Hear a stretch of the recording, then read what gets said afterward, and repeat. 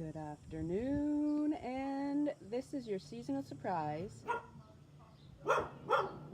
that we have a dog barking. But that's not the surprise. The surprise is that we are live. I'm gonna go inside. That we are live from Canada, and that's the neighbor's dog barking. There's a bit of a pool party going on next door, and I am live from Exeter, Ontario, Canada. That's part of the seasonal surprise, and we're heading inside because that dog is barking a lot. Welcome to my mama's kitchen in Exeter, Ontario. Pardon my reach here while I set you guys up. Dun, dun, dun. Mama's kitchen, Mama Pearson's kitchen. Welcome, bienvenidos. Bienvenidos a Canada. Look at this. I got my own proper little setup. Look at me. Live in Canada. It is hot. Let me tell you, I turned down the air conditioning in my mom's house because she's gone away for the afternoon, and it was cold in here the last few days. And I went and turned down the air conditioning, and just coming in from outside, I'm realizing that I need to turn it back up because it's like 30 degrees. Let me double check. So I'm in southwestern Ontario, Canada, and I'm checking my little weather app, and it is currently 29 degrees. Oh, no, 31 degrees. 31 degrees. It's like Costa Rica weather here in Canada. Nothing but sunshine. It is a long weekend here in Canada right now. Hey, Jeff, my cousin Jeff is watching. Josie is watching. Everybody from Sweden. Super cool. Okay, so before I get into too much, I have got my new iPad that I'm using here for this video. So please, in the comments, let me know how the audio is, if you can hear me okay. I've got the iPad set up a good 1.5 meters away from me, so let me know if the audio is okay. Cavallo saying hello, Super Chef. You guys are amazing. Nice seeing you all join in. I'm drinking coconut water just like I'm in Costa Rica. It's not the same because it's not fresh from a coconut, but I am still drinking coconut water in this amazing glass. And I'm going to showcase some of my mother's incredible dishware that she has. She's got, like, in the living room over there, like a whole wall-to-wall cabinet full of the most amazing dinnerware. So I've decided that when I do my next cookbook, I might need to come and shoot some of my recipes here at my mom's in her backyard using all of her super beautiful dishware. So like this is like antique gorgeousness. I feel so fancy drinking my coconut water out of there instead of just a regular glass. Claudia's watching. What up? Nice to see you, Claudia. Johnny Fast is watching. Nice to see you, Johnny. So I don't even know where to start. All I want to say is that I'm on a bit of a holiday. I was away for the 2 weeks prior.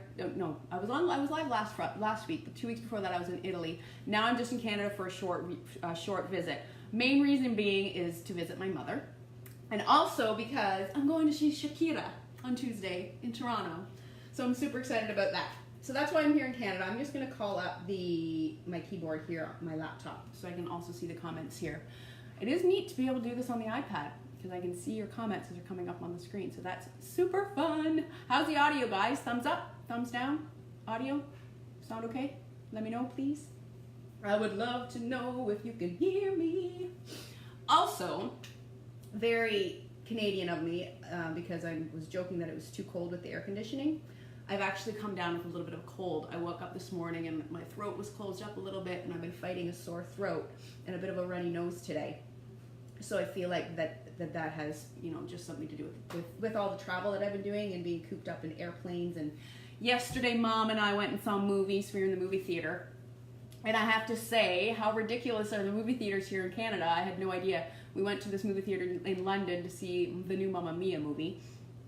And I walked into the theater, and we had assigned seats. And they weren't regular seats. They were full-on, like, leather recliners that every single person in the theater had their own personal recliner. I was floored. I had no idea that it had come to that in movie theaters.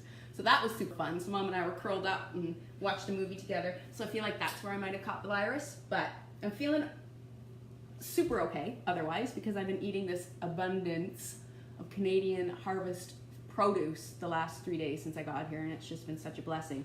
So seasonal surprises is the name of the name of the game, the name of the live today. So it's a surprise that I'm in Canada. Not so much a surprise if you watch every week, because I think I've been mentioning this for a while that I was going to be here. but also because I want to talk about a few seasonal ingredients and just some of my favorite stuff to have when I'm in Canada, and then a few Canadianisms, because I guess because I've been gone for 5 years, certain things about Canada in the food world, especially because of what I do for a living, get me really, really stoked and excited. So the first thing I'm going to talk about is pastries. Not at all like Italian or French European style pastries, but pretty frickin' phenomenal Canadian pastries. So this morning I went for a long hike. There's a dam nearby with a beautiful hiking trail. So I went for about an hour and 15-minute hike this morning, and on my way home I went and stopped and got a coffee at one of our very famous Canadian coffee shops. I will not name any names, but I will say that I worked there for many, many years. In my late high school years, I worked there as the drive-through. I'm gonna do it. Tim Hortons, can I take your order, please? That was a large double and a maple dip. That'll be $1.95, please drive through. That's what I did for many, many years. And then off and on through college as well. But then when I had in grade 13, when there was still a grade 13 happening here in Ontario, I think that was abolished about a decade ago. But it was kind of like an extra year you could attend in high school. Well, I only did the first semester to catch up on some credits I needed to graduate. So the second semester I took a job as an overnight baker at the same donut chain. So I was not making the donuts, but I baked the muffins and the croissants and the biscuits and all of the cookies and all of that stuff. So that was one of my first fortes into baking. I had worked in restaurants up until that point, but I was a baker for this chain. So I've got a couple of things here. This is an apple fritter donut, and if you've never had one, it's a life changer, and you got to eat it warm. So this is now, I've had it since this morning, so it's not fresh. And I said donut chain, when I worked there, they only served donuts for like 12 hours, and after a 12-hour window, that if there was any left, they got donated to a food bank or to the people in need, and there would be a fresh batch brought out, because it was like this always fresh motto. I'm sure if you knew you're Canadian or a North American for that matter, you know the donut chain I'm talking about. The other one that I have here is the maple dip, because Canada, maple leaves, really, really simple. It's a yeast-based donut, light and fluffy with maple on top.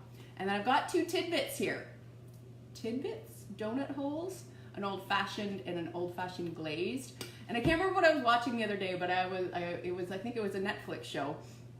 And there was a scene where two friends were talking about donuts, and they're like, let's go get a donut. Wait, let's go get donut holes. Oh wait, let's get a donut stuffed with a donut hole, and we can go get a whole nut. I thought that was really funny. A whole nut, because you've got your hole filled with the tidbit. Ridiculous. And the other little sweet pastry that I've got here is a butter tart. Now, I grew up with these things, and I didn't realize that it was a very Canadian pastry, very Canadian traditional dessert, until I left Canada. And all this is it's like a mini pie crust, super buttery mini pie crust, and it's filled with a super syrupy, quite often raisins, quite often they do pecans. Nowadays there's a ton of different artisanal ways to go about doing this. This is just a traditional butter tart, so it's like a butter sugar pie filling in the middle. And this is a hugely Canadian dessert. You see them at all potlucks and things like that.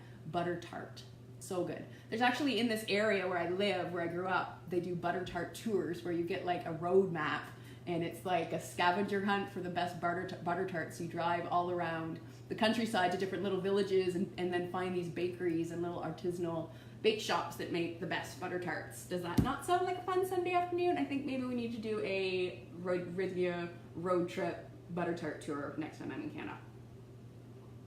I think that that's something that's worth sharing with the world. Okay, I've seen comments come on, and I'm not paying attention to them, so I'm going to call up my comments full screen, and I'm going to wash my little butter tarty fingers. Ridiculous. I'm doing this all by myself, but I feel like this is a pretty good setup, right? Not too bad. Not too bad at all. Okay, let's see. Who is messaging me? Johnny Fast. America's watching from Finland. Jeff, my cousin Jeff, is saying, hey. Josie's watching from Sweden. Amazing Food Megs. William from William. William's coming in October. Cool, William. Can't wait to meet you. Heather's watching from London, Ontario. Okay, Heather, so you know about butter tarts. You've probably had a few good butter tarts in your day. Malita's watching. Mirka's watching. Awesome. Okay, so these are just some Canadian things I wanted to talk about, and I also discovered this massive jug of maple syrup, Ontario maple syrup. So this is the sap of a maple tree made into liquid loving gold. Maple syrup is so good. I'll be bringing, I'm not going to say that I'll be bringing a ton of this down to Costa Rica because it's not good for me to be smuggling foreign food products into Costa Rica, so I won't be doing that. I won't be doing that at all. Further to the maple syrup, this was the other thing. So I was completely floored by the reclining chairs at the movie theater, but also I was completely floored by the fact that you can now buy maple flavored marshmallows. Oh my God. My mom got these out yesterday. I may have eaten 3 of them this morning already. They're so good. So they're not vegan. They're just traditional old delicious marshmallows, but they're maple flavored. And if you have not tried these, Canadian friends, you must buy them. You must. They're so ridiculous delicious. They're like the big fluffy marshmallows, and they're maple flavored. Ridiculous. Okay, so I have a list of what I wanted to go with. I want to talk about the maple mushrooms. I wanted to talk about the marshmallows, not mushrooms. I wanted to talk about the baked goods. Another Canadian thing that I forgot to pick up is ketchup chips, which I don't know if it is so Canadian as it used to be, but whenever I used to go to the States, and if I had friends from the States and I mentioned ketchup chips, people were like, what? And ketchup flavored chips are like huge in Canada. It was one of my favorite flavors of chips growing up. But I feel like you can probably get them in the States now. If you can't and you're living in the Americas, in the US, let me know. Have you ever seen ketchup chips on the shelf there? Megan would like to know. I'm very curious. Debbie is watching from Arkansas. George Bell just joined. Heather Peg is saying she loves butter tarts with raisins. Me too. I prefer pecans though. To be honest, there's pecan butter tarts you can get. So good. Angela's watching. George is saying hi from Ontario. Angela Marie is saying hello from Cleveland. Those maple marshmallows sound great, says Angela. They are. If you can get your hands on them, I say do it today. Because if you live in Canada, you probably can't do it tomorrow. Because I mention that this is a long weekend in Canada. It's the civic long weekend here in Ontario, which I believe, are we just celebrating, what are we celebrating? I don't remember exactly what the civic holiday is. Maybe once someone in Ontario can remind me. But it's different, I think, in all the provinces across Canada. I think we all have holidays on Monday, but I think it's a different celebration. We call it the civic holiday, which is the second last long weekend. This is so awkward sitting here, just hanging out in my mom's kitchen talking to a computer. It's the second last long weekend of the summer. So a lot of people, like the main highway through town here has been super busy. People heading off to the beach town nearby, Grand Bend. But the weather has been amazing. My mom was telling me this has been the driest summer that she can remember. So blessing for everyone enjoying this long weekend. Most places are open tomorrow, says Heather. Okay, see, I guess I've been out of the country too long, but I remember banks, I think, and supermarkets and stuff are usually closed. Love the colorful fruit and veggie laden table. Thanks, Linda. I think I did a pretty good job with my little setup without any Kenneth here to help me, or me realizing that it was super late last minute. Because it's the time difference, by the way. It is 4 o'clock here, 4:15 now, here in Canada. Normally, and in Costa Rica, we do this at 2 p.m. So this was a bit different for me to get ready for. Not to mention I've been up since 6 a.m., so I'm kind of winding down energetically. So growing up, my first job, by the way, was picking strawberries. I can't remember if I picked strawberries before I started babysitting, but I feel like I picked strawberries before I started babysitting. That was my very first job, and I remember getting up at like crack ass of dawn, like 5 a.m., riding my bicycle to Dougal's Berry Farm, where I would pick strawberries and get paid like per little pint? It was a pint. Little pint boxes that I literally was picking the strawberries in the field, like in the massive field, filling these little quarts, and I got paid by the quart. And it was really difficult because most of the strawberries ended up in my mouth, I'm not gonna lie, because there's nothing better than fresh, in-season strawberries, fresh from the farm. So good. What else is there nothing better than? Cherries in season, my friends. Ridiculous.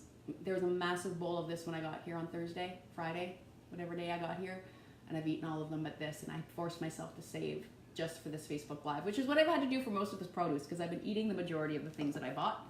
I got here, it was Friday afternoon, Mom picked me up at the train station, we went grocery shopping and went to the market, and I've pretty much eaten everything. Can't help myself. The produce here, I mean, Costa Rican has amazing, amazing, amazing produce, but very different stuff. I mean, the fruits, obviously in Costa Rica, I've always talked about the pineapple and the papaya and all of that and how much I love it, but here it's just different stuff that I can't get seasonally and locally, so it's just like my taste buds are on overdrive. So I've got these cherries, epic, insane, so good, and quite expensive when they're not in season. Right now they're more affordable than they ever are. These apricots, I was just in Croatia. I posted some pictures of these when I was eating them in Croatia 3 weeks ago. They do not, the ones that I ate there do not compare to the taste and the quality of these apricots that I've been eating here in season in Ontario. Oh my God, insane. I've only got 2 left from this pile that Mom had when I got here. They are beyond perfectly ripe. Like, I'm not gonna rip that open. I was just gonna rip it open and show you, but I'm gonna save it because I want to eat it tomorrow for breakfast. Other thing that's just starting to come into season right now in Ontario, my beloved peach. These, I've never ever even bought one in Costa Rica because they know they would just not compare. There's nothing better than a perfectly ripe Ontario peach. I mean, I forgot how delicious these are in this country until I got back here. And the other thing that I've been eating my weight in is these massive black plums, and these things are just ridiculous.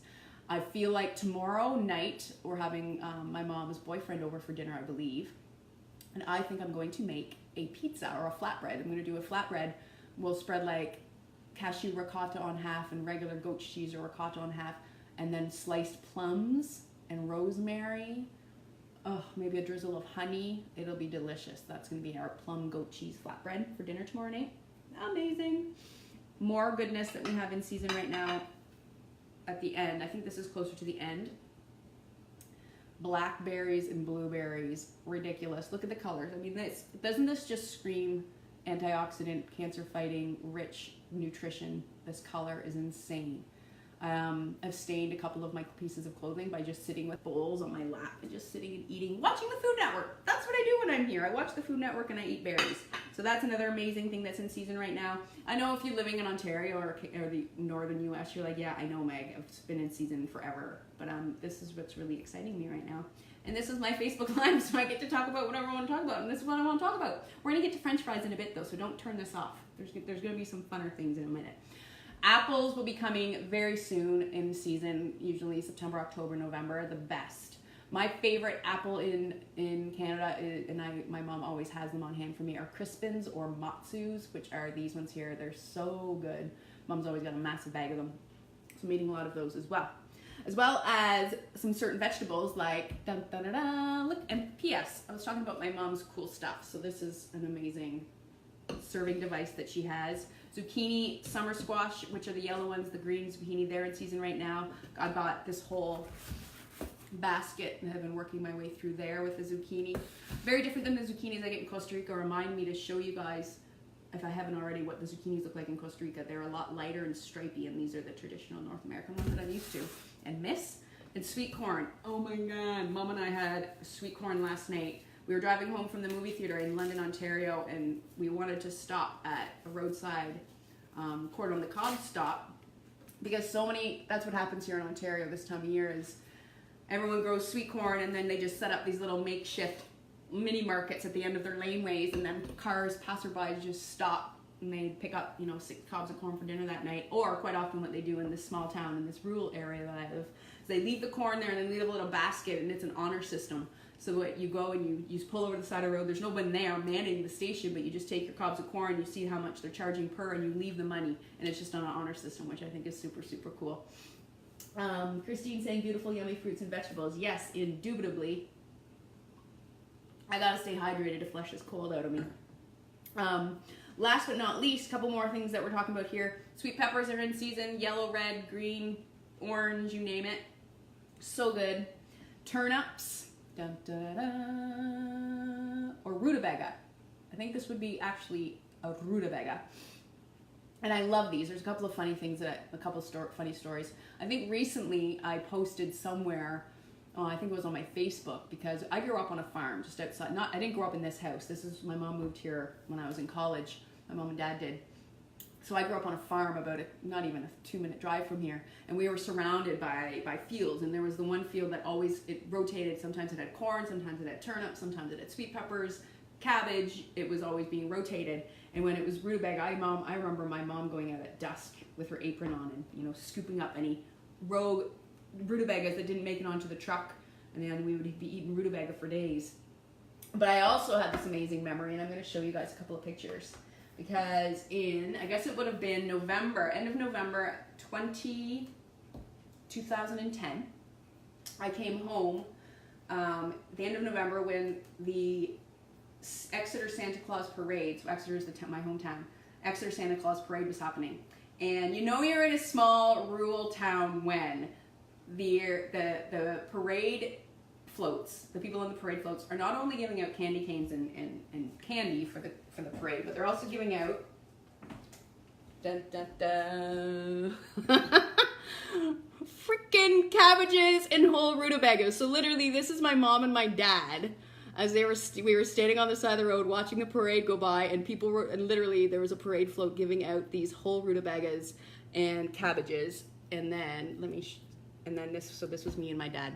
So this was our last Santa Claus parade before my dad passed away, but that was him and I. It was super cold, as you could see. I've got my full gear on. I was still living in Toronto at the time, but I just thought it was so funny when I had that memory that we were literally given whole turnouts, and Dad thought it was just the most funny, hilarious thing too, because at that point he had frontal temporal dementia, so he was just laughing his way through his last months of life. And when we were handed these turnips, he was just like, what is going on? I was like, I don't know, Dad, this is not Toronto. But those are my great memories of rutabaga. And now I'm making even more great memories with rutabaga because we're making them into French fries. Because the next thing we're going to talk about real quick is one more super Canadian thing, which is poutine. Now, if you've never heard of poutine, you might have heard of poutine. But if I gather and if I remember correctly, this dish, which is originated in Quebec, Canada, with the French, is properly pronounced poutine. Everyone calls it poutine, but it should be poutine. It's like poutine with the French accent. So we're going to talk about that real briefly, and I'm going to show you a version that I've made myself for dinner, because this is now 4:22. I've managed to just fill 22 minutes of me sitting here blah, blah, blah. Isn't that fun? I hope this is not too boring for y'all, because I'm not doing a whole lot of cooking. But we are going to talk about poutine in a minute. I just remembered I had one of these out. I forgot to, I was going to mention this earlier. I think I've mentioned on several of these Facebook Lives, when it comes to making your own nut milks and things like that, you can buy a nut milk bag, or you can use these reusable grocery bags. So this is literally, you can buy these in packs of like 6 in the produce section at your grocery store, and it's meant for this purpose. So you reuse it, and whenever instead of using plastic bags for your produce at the grocery store, you just grab whatever you're ordering tied up, and then you go and get it weighed and you pay for it that way. My mom always has a bunch of these lying around, so I wanted to mention that this is a great way to, if you don't have a nut milk bag, just buy a bunch of these, and they're multi-use. Okay, so back to the poutine. So this is a dish. It's a very Canadian dish. It had its heyday, really, about 6 years ago. When I was still living in Toronto, I remember like the poutineries kind of took over Toronto, and it became like this gourmet. Gourmet poutine was like the thing. There was all these little poutine shops cropping up. They were doing like banh mi style. They were doing like hamburger style, pizza style, like doing all these fancy versions of poutine, which is a dish that is, the original is just French fries, cheese curds, gravy. Full stop.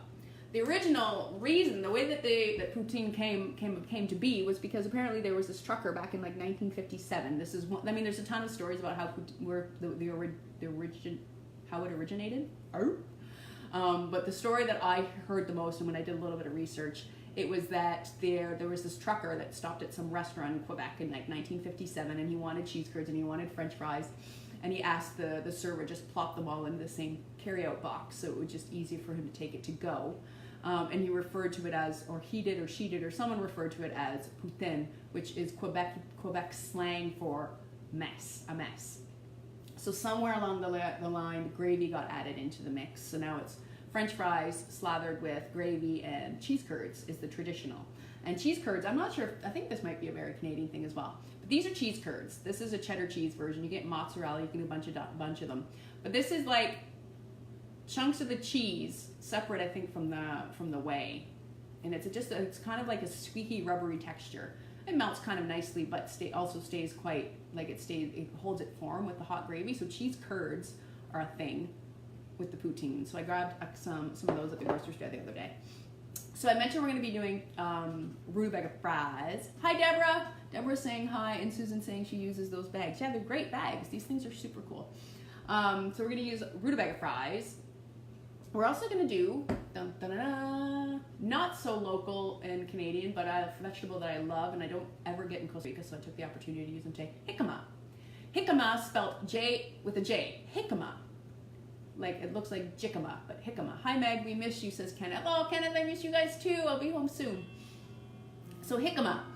I first really had this when I was really into raw vegan food, like 10 years ago. I went to a restaurant and I had a raw vegan version of poutine, which was made with raw chunks of this is what it looks like. It's kind of a mixture of a potato and a radish. It's a bit more watery than a potato, less starchy, lower in carb.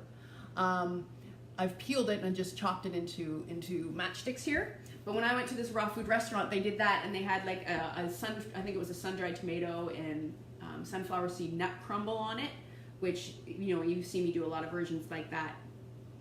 And then they had like a raw miso. Well, miso is not really raw. It's fermented. They had a miso gravy or something like that with it. And it was really, really good, and I've loved jicama ever since.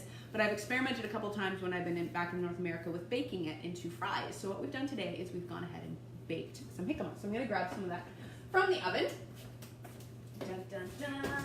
Sorry about the butt shot. Sorry, not sorry. And I'm just going to make a little plate of poutine here. So right here I have, these are, let me see. This is turnip.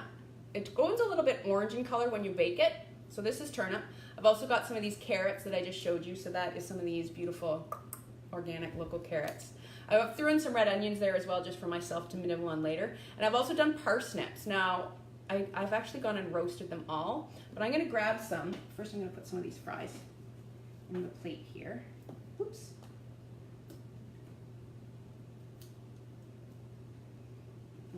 I'm going to grab a parsnip out of the fridge here to show you guys what they look like raw. My mom always has so much produce. I love it when I come home here. So this is a parsnip. So they really just look like white carrots if you've never seen one. I have seen these in the grocery stores in Costa Rica, which is super exciting, but I love them. So, you know, carrot, white parsnip. A bit more sweet, and sometimes have a bit of spice in them, but they're really, really lovely you can steam them and boil them and make them into really nice purees. They also roast up really nice. I've also eaten them raw, grated into salads and whatnot. So that's a parsnip. Also in the oven here, where did I put my oven mitt? Here it is. I've also got the jicama fries. So these are the jicama. So what I've gone and done here is taken these chunks. I put them in a little pot and I pre-cooked them a little bit. I just boiled them off just a little bit for about 10 minutes, just because the jicama is quite dense. So I boiled them 10 minutes, strained them in the colander, let them steam themselves dry a little bit, and then I went and baked them off with olive oil. I put in some paprika, chili powder, garlic, salt, and black pepper, and I baked them for like 25 minutes, 425. I had the oven at 425 for all these vegetables. Super delicious. Like, the texture of baked jicama is insane. It's so good. The other thing I like to do sometimes when I'm making baked fries, especially if I'm just using regular potatoes to help ensure a crunchy outside, is what I'll do is I'll slice my potatoes up into like the French fry shape, put them in a Ziploc bag with a bit of sea salt and the tiniest little sprinkle of cornstarch, and then shake the bag vigorously, like in the big Ziploc bag, to get all of the outer edges of the potato coated really, really well with the cornstarch. And the cornstarch gives a nice crunchy outer coating when you bake off the ovens on a high temperature in the oven. So that's a really good tip. So I'm going to put some of my cheese curds on there. But what about the gravy, Megan? What did you do for the gravy? Good question, my friends. What I've gone and done ahead of time is made a vegan mushroom gravy, and it smells phenomenal. Let's see, can you guys see in there? Dun, dun, dun. So it's a vegan mushroom gravy. If you were at Rythmia at at Thanksgiving, you know that I did a version of this on the Thanksgiving lunch buffet, a vegan. I did a turkey gravy because we did have turkey, but I also did a vegan options for everyone, and vegan mushroom gravy was on the docket. So I'm just gonna put a bit here. And this is a really easy recipe. This is probably gonna be the only recipe that I share in the comments today, and it is. And the key here is to get your gravy on top of all your cheese, because that's what's going to melt the cheese. Yummo. Now some sliced scallions would be really good in here. A dollop of sour cream, if you ask me, would be really good. But that, my friends, it is poutine, aka a mess. It is just a cheesy, gravy, crunchy French fry deliciousness. This is poutine. I mean, it's not really poutine. Poutine's supposed to be white potatoes, cheese curds, and like full-on beef gravy, but this is a really great alternative, and this is what I'm gonna have for dinner tonight, and probably the rest of that entire tray of roast vegetables, I'm not gonna lie. So this is my version of the Canadians' most popular dish. I feel like poutine, if you ever were to ask what is Canadian known for food-wise, it would probably be donuts and poutine. So I thought I'd show you that today. But the gravy was super easy. I just sauteed some red onion, some garlic, and a bit of olive oil. Then I added in the mushrooms, cooked them down a little bit, and I used cremini mushrooms. So those are like the baby portobellos. They're lightly brown. They're brown on the outside. Let me show you what those look like, because I forget that not everyone always knows what I'm talking about. So cremini mushrooms, you've seen them in the grocery store. They're like little baby portobellos. They're a little bit brown on top. So about 2 cups of those. Diced up nice and fine. And then once the mushrooms cooked down a little bit, I put in 2 tablespoons of rice flour as my thickener. So this is also gluten-free, this version. And then 2 cups of vegetable stock. And then I just whisked that and then let it cook. And as it cooked down and the water evaporated, it thickened up into a nice gravy consistency. So that, my friends, is my Canadian love. That's all the things I love about Canada. No, it's not all of the things I love. I love my mother and my friends and my family, and I love the weather here, and I love the hiking, and I love our Prime Minister, Justin Trudeau, because he's adorable and does yoga, and I met his wife years ago, Sophie, and she's a super sweetheart. I mean, I could go on and on and on about what I love about Canada, but this is all I have to share with you guys today. So, let me see. Did anyone have any questions? Maureen says it looks really good. It does look really good, doesn't it? Hi, hello, hi, Meg. Looks absolutely delicious. Lenicia. Susan Ellis is watching. Linda saying, multi-use, do you know how much you sounded like Julia Child just now? Oh, isn't that interesting? You know, I sometimes channel my inner Julia Child. That just made me decide I might want to watch Julia and Julia tonight, which is a movie based on the book about Julia Child's life. If you haven't seen it, it's a good one if you're into food. Mind you, my mom and I decided last night we're probably going to watch a movie with Colin Firth in it, because we saw him in the movie we saw yesterday and we both remembered how cute and adorable he is. So we might watch a Colin Firth movie. So if you have any recommendations on a good movie with Colin Firth in it, put it in the comments, because I'd love to see one that I haven't already watched. Colin Firth, super cute. Linda is saying she loves corn and cornstarch. All corn, even organic, is contaminated. Linda. Small amounts. I'm not going to stress about it. I think I've talked a lot about how we have bastardized so many of our ideas around foods and ingredients. But corn, if you travel to Central or South America, it's like mainstay of the diet. Corn tortillas in Peru and in like the Incas, corn is a huge part of the diet there, and a lot of these people live to be a lot longer than us North Americans eating corn all the time, and they're not really fussing about making sure it's organic or GMO free because they're just farming it themselves.